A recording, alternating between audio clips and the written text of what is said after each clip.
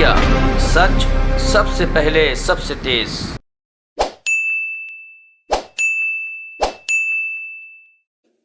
मकर संक्रांति का पुण्य अवसर भी है, सभी को शुभकामनाएं। किंतु जिस विषय पे आज हम प्रेस कॉन्फ्रेंस कर रहे हैं वो विषय दुखद है, वो विषय चिंताजनक है और वो विषय हिंदुस्तान की राजनीति और खास करके हिंदुस्तान के राजनीति के एक बहुत पुराने प्लेयर कांग्रेस पार्टी की चयनात्मक राजनीति, सिलेक्टिव राजनीति को दर्शाता है और एक बहुत महत्वपूर्ण सवाल गांधी परिवार पर छोड़ता है।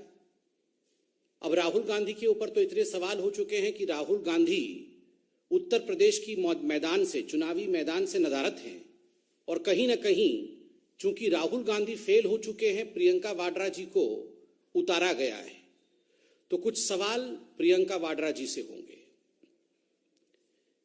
मीडिया चैनलों से धन्यवाद है कि विगत 4 दिनों से, मंगलवार से जिस प्रकार से उन्होंने अलवर में जो एक जघन्य रेप कांड हुआ है, गैंग रेप का विषय हुआ है, उस विषय को आप सभी ने अपने मुख्य समाचार में रखा है।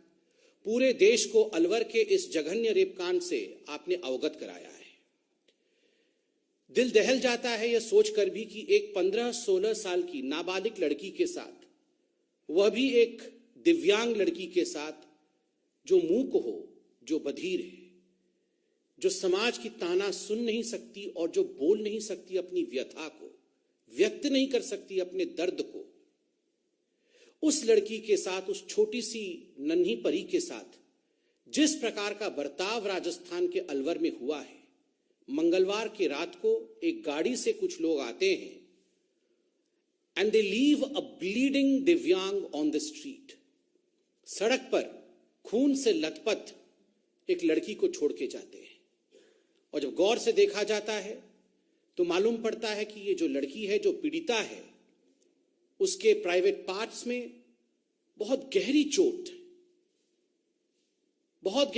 है, जख्म है और वो खून से लथपथ थी। आनन पानन में उसे अस्पताल पहुंचाया जाता है और आज राजस्थान की वो निर्भया, राजस्थान की वो नन्ही सी बेटी आईसीयू में अपने जीवन से लड़ रही है। वहां वो लड़ रही है। जान के आश्चर्य होता है, जान के दुख होता है, किन हाथों के लोग में कांग्रेस की राजनीति है। आप जानते हैं, जब अलवर में इस प्रकार की विभत्स घटना घट रही थी, तब प्रियंका वाड्रा, जो अपने आप को चैंपियन ऑफ महिला कहती है, प्रियंका वाड्रा वहीं मौजूद थी। प्रियंका जी का जन्मदिन था।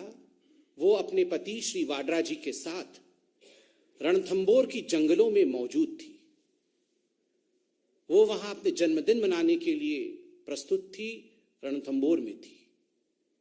भारतीय जनता पार्टी की एक टीम, जिसमें हमारे कुछ सांसद, वरिष्ठ कार्यकर्ता, जब उन्होंने अलवर के इस घटना के विषय में सुना, देखा, जाना, तो तुरंत वो प्रियंका जी से बात करने के लिए रवाना हुए। अलका गुजर जी भी उसमें थी। मगर दुखद है, प्रियंका जी से मिलने नहीं दिया गया क्योंकि वो अपना जन्मदिन मना रही थी और हमारे इस टीम को वापस कर दिया गया। ये टीम सिर्फ इतना बात करने गई थी कि प्रियंका जी, आप अपने मुख्यमंत्री से रिपोर्ट मांगिए। प्रियंका जी, ये राजस्थान में जहां कांग्रेस की सरकार है, महिलाओं के ऊपर इस प्रकार का अत्याचार आखिर दिनों दिन क्यों बढ़ता जा रहा है?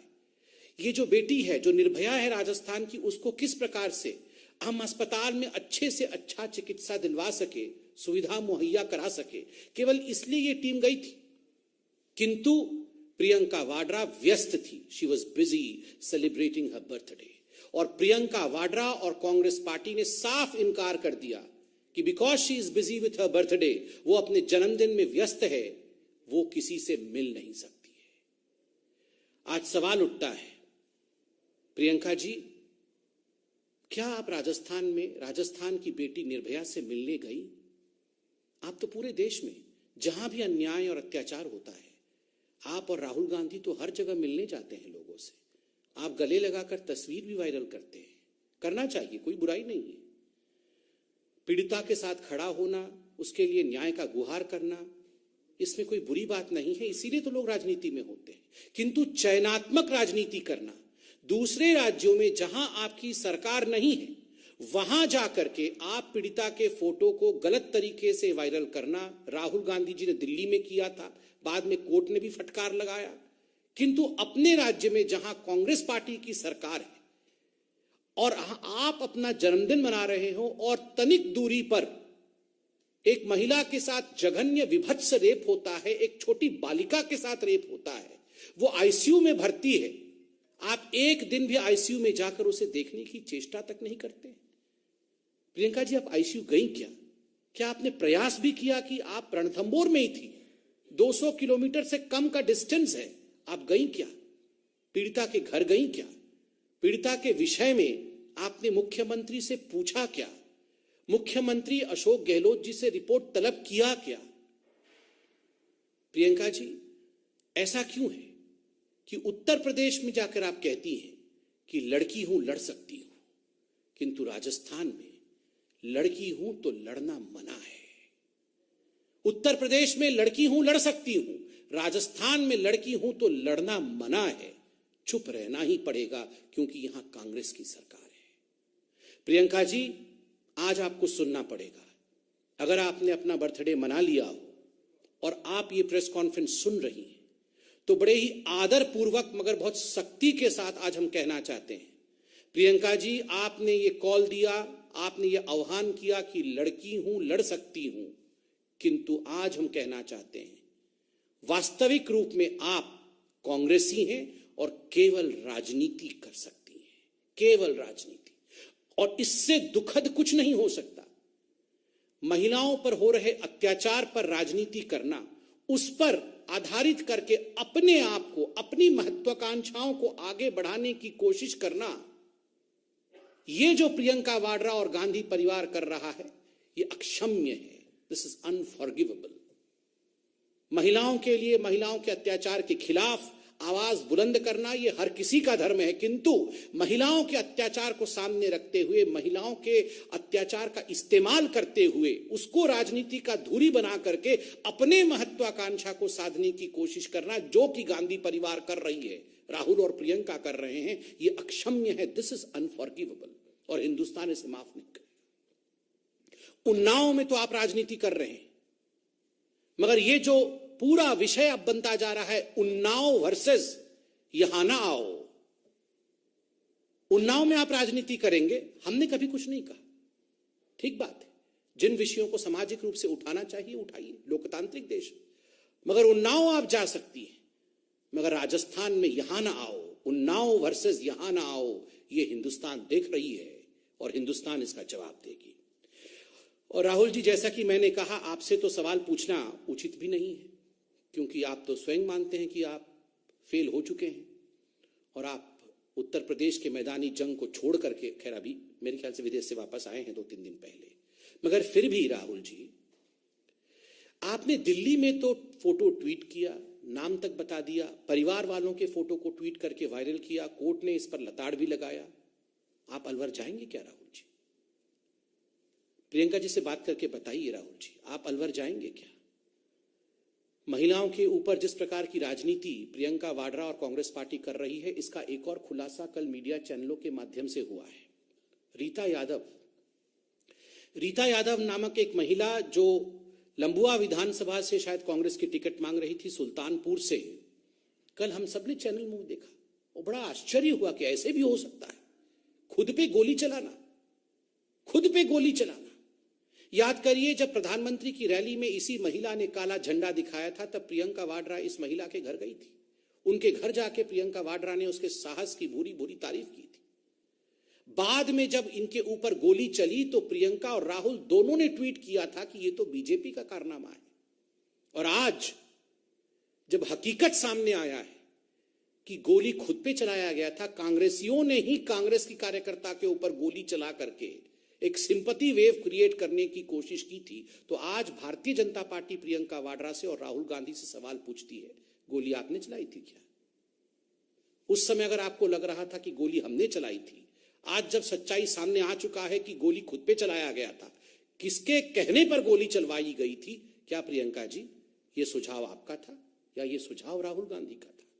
महिलाओं के ऊपर गोली चलवाना, महिलाओं के ऊपर हो रहे अत्याचार का राजनीतिक इस्तेमाल करके अपने पार्टी को आगे बढ़ाना, मुझे लगता है इस प्रकार की राजनीति से हर पॉलिटिकल पार्टी को बचना चाहिए और इस प्रकार के चरित्र को कांग्रेस पार्टी ने दिखाया है, यह उचित नहीं है। बहुत बहुत धन्यवाद। कोई सवाल हो तो अवश्य पूछें।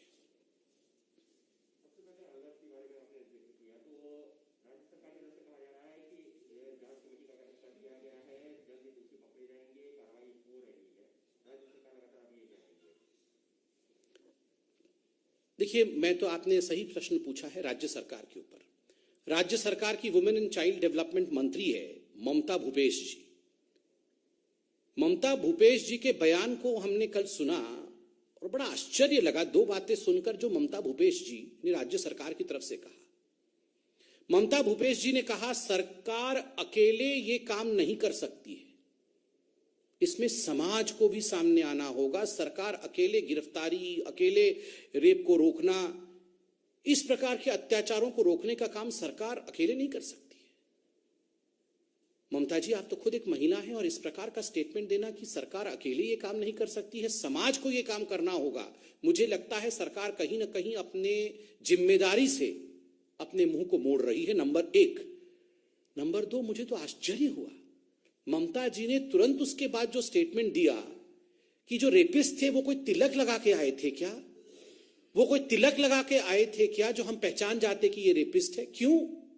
आपने एक धर्म विशेष के साथ रेपिस्टों को जोड़ना, एक तो आप अरेस्ट कर नहीं पा रहे हैं, दूसरा आप कह रही हैं कि ये तो अकेले समाज का, ये तो अकेले सरकार का काम नहीं, समाज का भी काम है।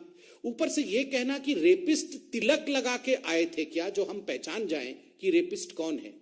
ये तिलक को रेप के साथ जोड़ना, ये कहां की राजनीति है? ये किस प्रकार का बयान है? ममता जी को भी और अशोक गहलोत जी को भी इस पे माफी मांगनी चाहिए।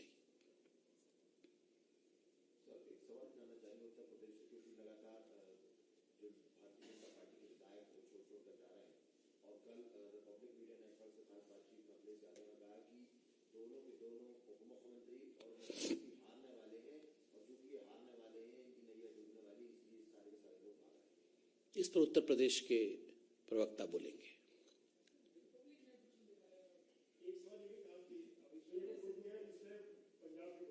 हाँ जी,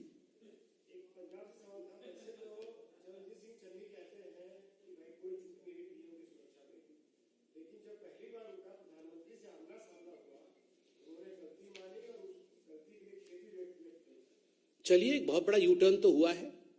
पहले तो कह रहे थे गलती हुई नहीं है, और जब सुप्रीम कोर्ट ने पूरे विषय पर जांच कमेटी बैठाया और जब पूरे देश ने सच्चाई को देखा, तब अगर पंजाब के मुख्यमंत्री कह रहे हैं कि गलती हुई है, हमें माफ कर दीजिए, तो कहीं ना कहीं एक बड़ा यू टर्न तो हुआ ही है।